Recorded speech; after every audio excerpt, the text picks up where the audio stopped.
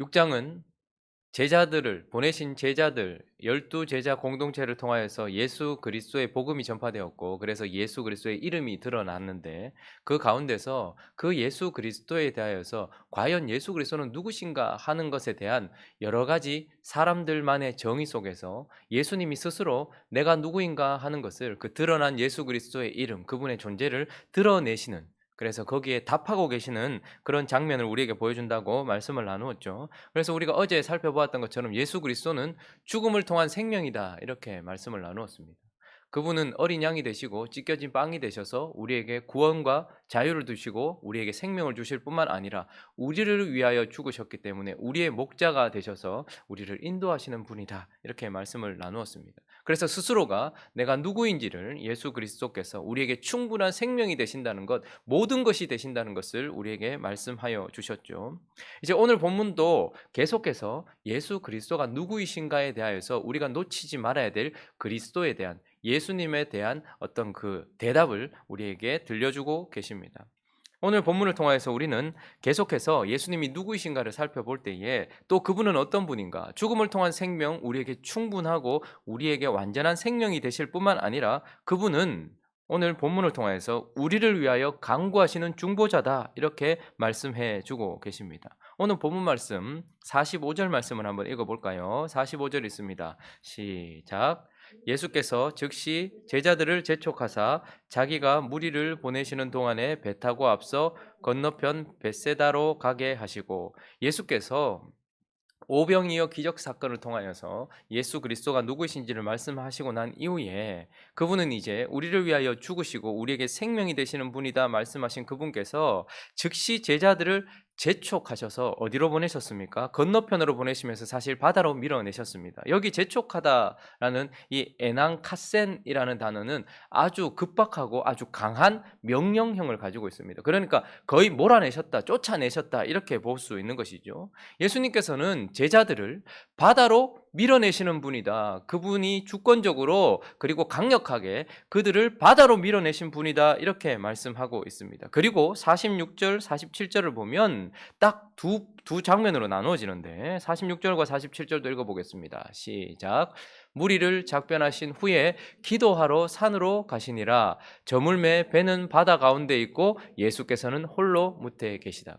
자, 예수는 우리에게 생명이 되십니다. 그런데 오늘 본문을 보니까 이제 예수와 제자가 분리되어 있는 듯 느껴집니다. 제자들은 어디에 있고요? 바다 가운데 있고, 예수께서는 홀로 무태에 계십니다. 그 무태에서 뭐 하신다고요? 특별히 산, 높은 곳. 산은 언제나 하나님의 임재를 상징하는 곳이고 하나님이 계신 곳을 상징하는 것이죠. 그곳은 기도하는 곳이요 계시를 받는 곳이었습니다. 그러니까 예수께서는 아주 강력하게 제자들은 바다로 밀어내셨고, 그리고 그 바다로 밀어낸 제자들과 떨어져서 산에서 예수님은 뭐하고 계시다고요?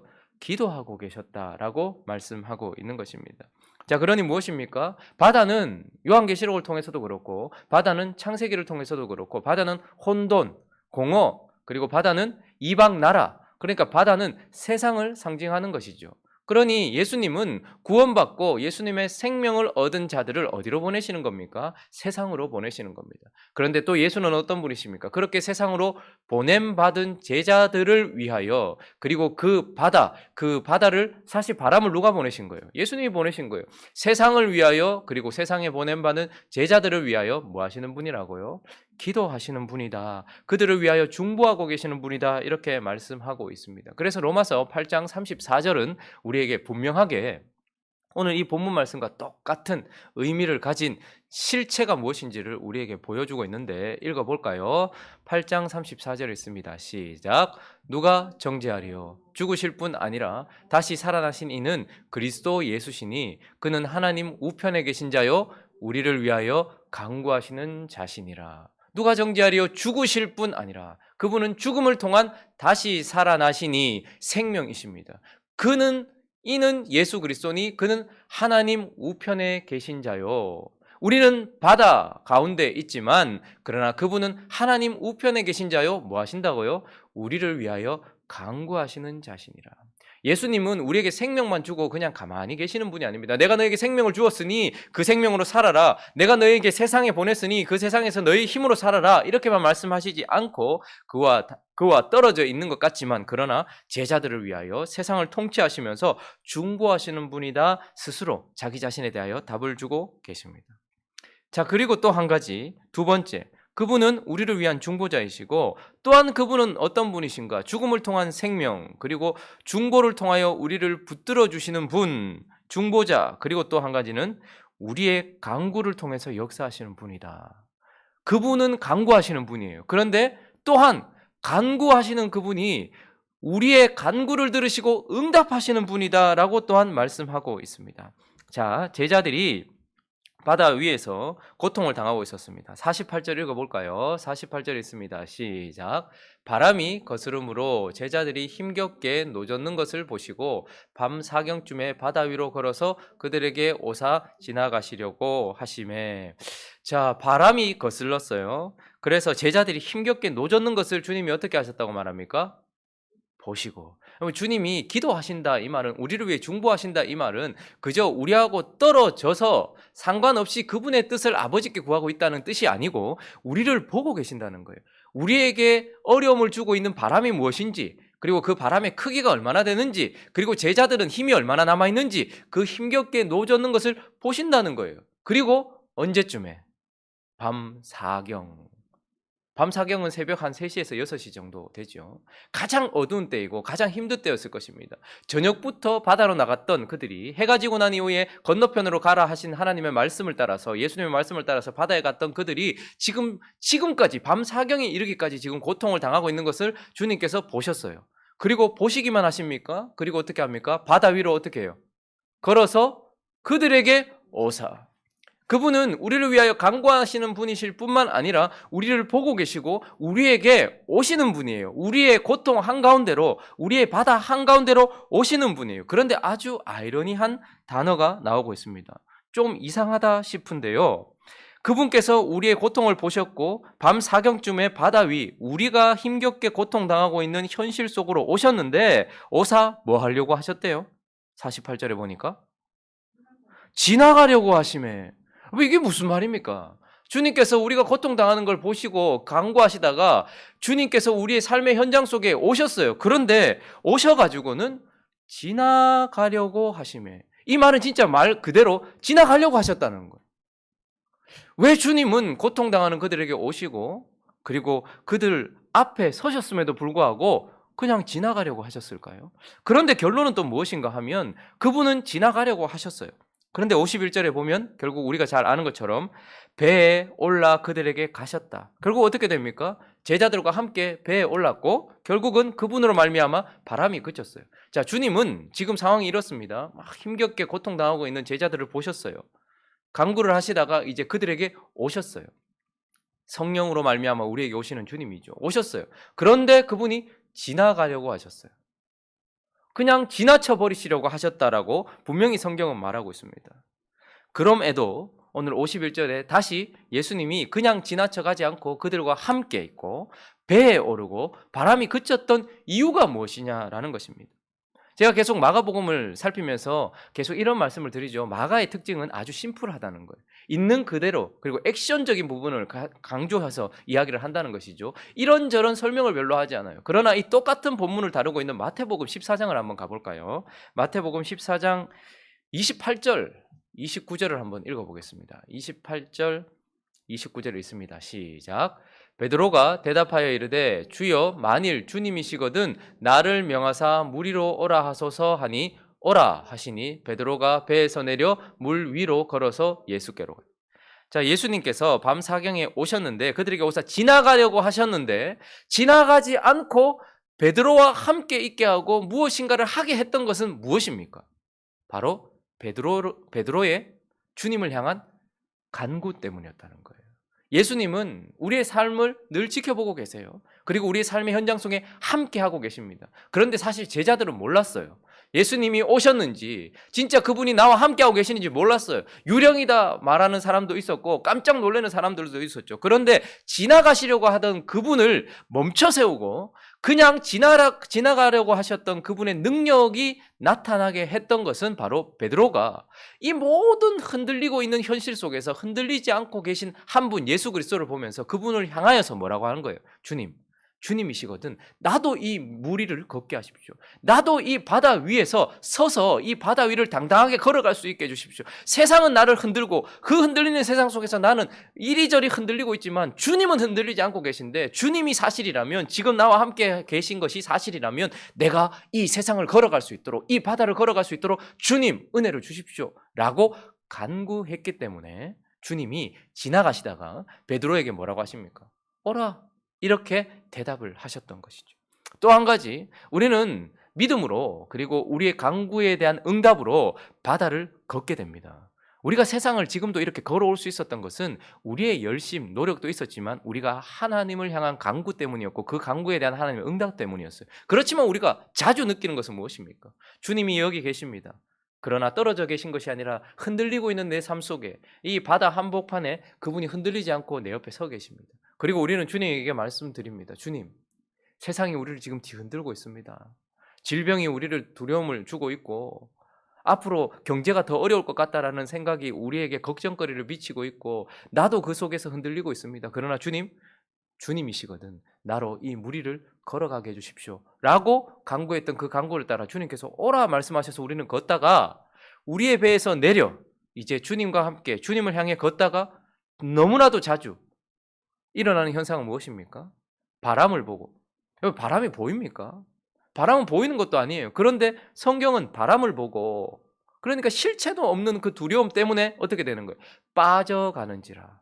우리는 세상을 걷다가 너무나도 쉽게 주님께 가지 못하고 주님과 함께 서서 걷다가도 너무나도 쉽게 빠져버려요. 자, 그런데 그때에도 주님께서 다시 그를 붙들게 했던 것은 무엇입니까? 마태복음 14장 30절, 31절도 읽어볼까요? 읽습니다. 시작. 바람을 보고 무서워 빠져가는지라 소리질러 이르되 주여 나를 구원하소서 하니 예수께서 즉시 손을 내밀어 그를 붙잡으시며 이르시되 믿음이 작은 자야 왜 의심하였느냐 하시고. 자, 바다를 걸었던 그 놀라운 기적. 여러분, 기적은 언제나 주님의 능력으로 나타나는 거예요. 우리가 세상을 지금 걷고 있다는 것 자체가 기적인 것입니다. 이 바다 한복판에 불어치는 그 바람 가운데서도 우리가 지금도 걷고 있다는 것, 우리가 지금도 예배를 드리고 있다는 것, 하나님을 바라보고 있다는 것 자체가 사실은 기적인 거예요. 그러나 그 기적 속에서도 우리의 믿음의 작은 연고로 우리는 또 바다 속에 빠질 수 있습니다. 그런데 그때 또 베드로는 어떻게 합니까? 주여 나를 구원하소서. 그때 어떻게 합니까? 주님이, 자 한번 보세요. 배에서 내려서 주님께 가고 있었어요. 근데 가다가 끝까지 가지 못하고 또 빠졌어요. 그런데 어떻게 해요? 빠지니까 주님께 또 간구한 거예요. 걸어갈 수 있게 해달라고 간구했던 그 간절함보다 더 간절하게 주님 나를 구원해 주십시오 라고 했을 때 이제 주님이 어떻게 되는 거예요? 베드로에게 더 가까이 오시는 거예요. 그리고 손을 잡아서 들어 올리시는 거예요. 그리고 어떻게 합니까? 그와 함께 배에 오르시는 것이죠. 무엇을 말씀하고 계실까요? 주님은 우리를 위한 중보자이십니다. 그러나 또한 우리가 기억해야 될 것이 있습니다. 기도하시는 그분의 신부답게, 그리고 기도하시는 그 하나님의 아들의 신부답게 우리 또한 주님께 간구하는 자여야 하고, 그리고 주님은 우리의 간구를 통하여서 이 바다 한복판 세상 속에서 우리를 걷게도 하시고, 그리고 우리에게 배에 오르게 하셔서 바람도 그치게 해 주시는 분이다라고 말씀하고 있는 것입니다. 예수님은 그래서 우리의 기도를 통해 세상을 걷게 하시고 우리의 기도를 통해 바람이 그치게 하시는 분이다라고 말씀하시면서 우리의 간구에 응답하시는 하나님, 응답자다 이렇게 말씀하고 계시는 것입니다. 말씀을 마치기 전에 그러면 이 베드로의 간구, 제자들의 간구에 대해서 조금 더 살펴볼 필요가 있겠는데요. 어떤 간구에 주님께서 응답을 하신 것입니까? 자, 주님은 응답자세요. 그런데 우리의 간구, 그 간구는 어떤 간구였는가?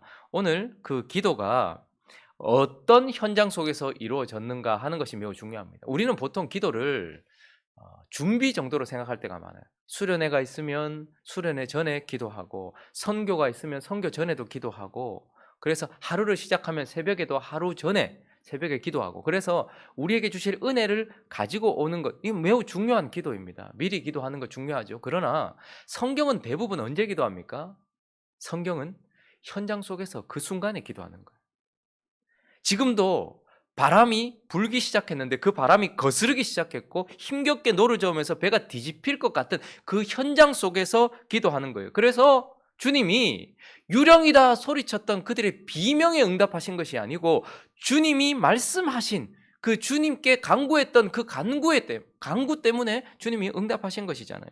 그러니까 우리는 언제 기도해야 됩니까? 삶 순간순간마다 호흡하듯 기도하는 거예요. 숨은 하고 달려가는 것이 아니고요. 계속해서 쉬면서 달려가는 것이죠. 그러니까 하나님의 아들 예수 그리스도께서 응답하셨던 그 기도는 바로 늘 현재형의 기도였다라는 것입니다. 또 하나 50절 한번 볼까요?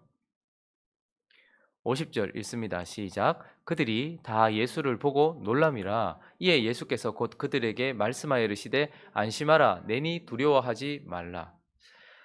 예수님께서 안심하라 내니 두려워하지 말라라고 놀란 그들에게 먼저 뭘 주셨습니까? 말씀을 주셨어요. 말씀해 주셨어요. 그리고 난 이후에 이제 마태복음에 보면 베드로가 기도하고 있는 장면이 나옵니다. 주님께서 응답하시는 기도의 두 번째 특징은 현재형이기도 하고 두 번째는 뭡니까? 말씀 안에서 기도하는 거예요.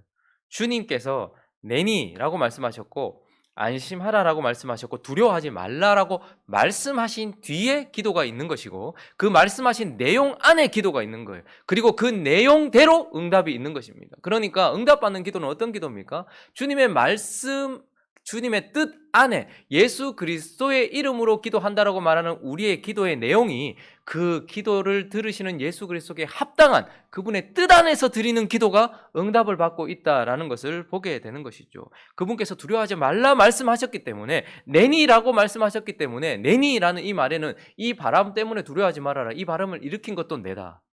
그리고 이 바람을 멈추게 할 것도 내다. 그리고 이것을 흔들고 있는 것도 나다라고 말씀하셨기 때문에 베드로가 뭐라고 구한 거예요? 그러면 나로 무리로 걷게 해주십시오라고 그분의 뜻 안에서 간구했다라는 것이죠.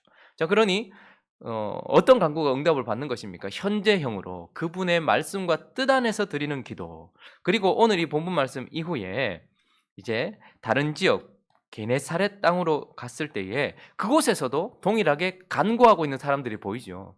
오늘 본문은 기도에 초점에 맞춰져 있습니다. 기도하시는 주님, 그리고 기도한 제자들, 그리고 기도한 무리들. 자, 56절도 읽어볼까요? 56절 읽어봅니다. 시작.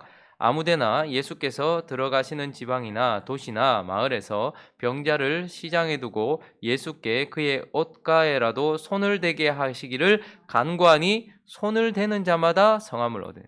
자, 또 여기서 말하는 간구는 어떤 간구입니까? 예수님의 옷가에라도 손을 대면 좋겠다. 그 아마 혈루증 여인의 소문이 퍼졌는지 모르겠는데 굳이 뭐 어떻게 안 해도 옷가에라도 손대면 낫더라. 뭐 그런 소문이 퍼졌는지 아니면 그들에게 또 그런 마음이 생겼는지 모르겠지만 옷가에 손을 대게 하시기를 간구하니. 그리고 난 이후에 뭐라고 말합니까? 뭐 하는 자는 다 성함을 얻어요? 손을 대는 자마다, 간구한 자마다 이렇게 말하지 않고 그렇게 해주시기를 간구했던 내용대로 움직였던 자들이 응답을 받고 있다는 것을 보게 되죠. 여러분, 그러니 기도는 가만히 앉아서 드리는 우리의 감정만이 아니라 그 감정을 따라 우리의 의지를 움직이는 것까지 나아갔을 때에 그 기도가 응답된다는 것을 보게 되는 것입니다. 옷가에 손을 대기를 간구한 자마다 간구했기 때문에 응답받았다고 말하지 않고 옷가에 손을 댄 사람들. 그러니 기도는 또 누가 응답을 받는 것입니까? 하나님께 기도한 대로 움직이는 사람, 하나님께 기도한 대로 의지를 가지고 나아가는 자, 그런 자들이 응답을 받고 있다라는 것을 보게 되는 것입니다. 말씀을 정리해 보겠습니다. 예수님은 죽음을 통한 우리의 생명이십니다. 충분한 생명이요 완전한 생명이십니다. 그분은 그분의 어린 양 되심으로 말미암아 우리를 구원하시고 우리에게 자유를 주시고 그분이 찢겨진 빵이 되심으로 말미암아 우리의 생명을 주시고 그래서 우리를 위한 죽음 때문에 우리의 목자가 되셔서 우리를 인도해 주시는 구원자입니다. 그러니 구원이란 이집트에서만 끌어냈다고 구원자라고 부를 수 없어요. 광야를 지나게 해주신 생명을 줬다고만 부를 수 없어요. 구원자는 우리를 끝까지 인도하는 목자여야 하는 것입니다. 그래서 그분은 내가 구원자다라고 라고 예수님께서 스스로 답을 하셨습니다. 그리고 오늘 본문을 통해서는 또 뭐라고 말씀하십니까? 세상을 향하여 우리를 위하여 뭐 하시는 자요? 기도하시는 중보자, 세상의 유일한 중보자 되시는 예수 그리스도. 그래서 그분은 우리를 인도하시는 목자, 왕이라는 말입니다. 그리고 그분은 우리 위해 간구하시는 대제사장이라는 말입니다. 그리고 그분은 무엇입니까? 우리의 기도에 응답하시는 하나님이다. 이렇게 말씀하시면서 나는 응답자다라고 말씀하고 계시는 것입니다. 주님께서 우리에게 자신이 누구신가 대답하신 그 대답을 듣고서 우리는 이제 무엇하면 되는 것입니까? 그분을 믿고 의지하고 따라가고 그분께 간구하면 되는 것입니다. 그분을 따라가면서 그렇게 응답받으면서 살아가면 되는 것이죠. 오늘도 이 말씀처럼 주님이 우리를 세상으로 보내셨습니다. 그리고 오늘도 이 말씀처럼 주님의 통제하에 바람이 우리를 거스릅니다. 그리고 오늘도 이 말씀처럼 우리의 삶 속에서 우리는 흔들리고 배가 힘들게 노젓고 있는 그런 삶을 살아갑니다. 그런데 오늘 말씀처럼 주님은 그것을 보시고 우리에게 오십니다. 그리고 오늘 우리의 말씀처럼 주님은 우리가 모르는 사이에 우리의 삶에 서 계십니다. 그리고 중요한 것은 이제 우리가 그분을 그냥 지나가게 하시는 자인가, 아니면 우리를 위하여 오신 그분께 그분의 뜻 안에서 지금 현재형으로 그분께 의지적으로 기도함으로 말미암아서 그분의 역사를 경험할 것인가, 이것은 저와 여러분들의 선택과 믿음에 달려 있다는 것을 기억하면서 오늘도 믿음으로 간구하는 중보자 앞에 선 기도자가 되고, 그리고 기도에 응답하시는 주님을 만나는 저와 여러분 되시기를 예수 그리스도의 이름으로 축원합니다. 같이 한번 기도하겠습니다. 기도는 참 중요한 것입니다. 왜냐하면 예수님도 하고 계시는 것이기 때문이죠. 그리고 우리는 그분의 신부답게 그분에게 기도하는 자여야 합니다. 세상에서 여러 가지 일을 할 수 있습니다. 이런 일도 할 수 있고 저런 선도 베풀 수 있죠. 그러나 기도는 오직 제자들만 할 수 있는 것입니다. 주님은 오직 우리의 기도에 응답하시는 분입니다. 우리가 더 기도하는 자 되어질 수 있게 달라고. 그래서 세상은 어떻게 되는 것일까요? 우리 주 예수 그리스도의 기도에 기도한 대로, 그리고 우리가 주님께 간구한 대로 그분의 뜻대로 이루어질 것이라는 것을 기억하며 간절하게 기도하면서 또 지금 이 상황을 놓고서 또 우리의 삶을 놓고서 우리의 미래를 놓고서 우리 함께 기도하며 나가도록 하겠습니다. 기도하겠습니다.